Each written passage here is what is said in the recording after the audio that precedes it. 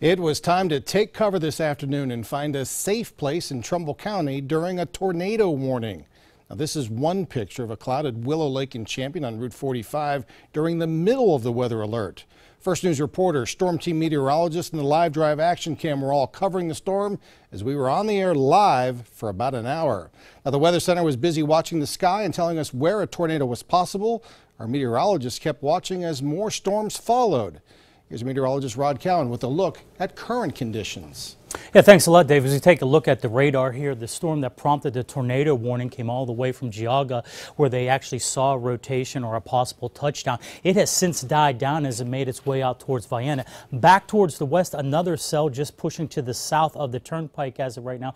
Still in Portage County, that is pushing towards the northwestern portions of Mahoning County. So we're just having an isolated storm for tonight.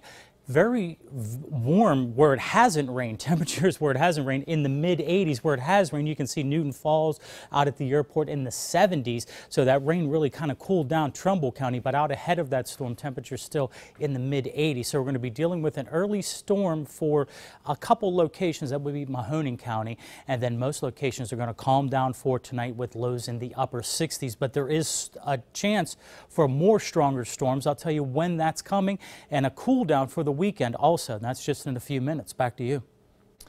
Chief Meteorologist Paul Wetzel was tracking the storm in the field during the tornado warning. He's now looking at storm damage, and he's in Champion to give us a look.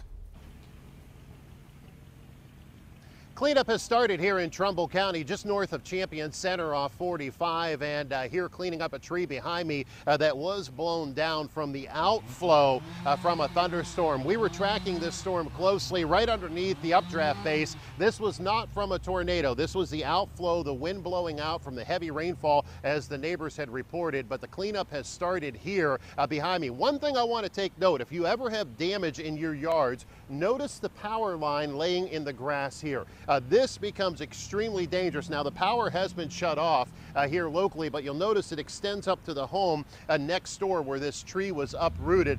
This is the first thing I always look for when we're out storm chasing. You look for those power lines, and if you see them, stay away. And keep in mind, the ground is wet. That electricity can travel. You don't want to get near these across or drive over top of them with trouble. But this is a tree that has been uprooted and blown down, and from the neighbors telling me, the wind just picked up as the heavy rain started and it was coming through in sheets, which tells me this was the outflow from this thunderstorm that developed. Now, thinking of how these storms developed this afternoon, this warm front's been laying in here, and that it interacted with a boundary from the north that caused the spinning on these storms this afternoon, quickly building in the heat and humidity, and this is some of the results. We're keeping an eye out, trying to figure out if there's any other damage locally. We will have updates through the next hour and a half through 5 and 6 o'clock this evening, but right now the cleanup has started on an uprooted tree off of Route 45 north of Champion, and still keeping an eye on radar through this evening.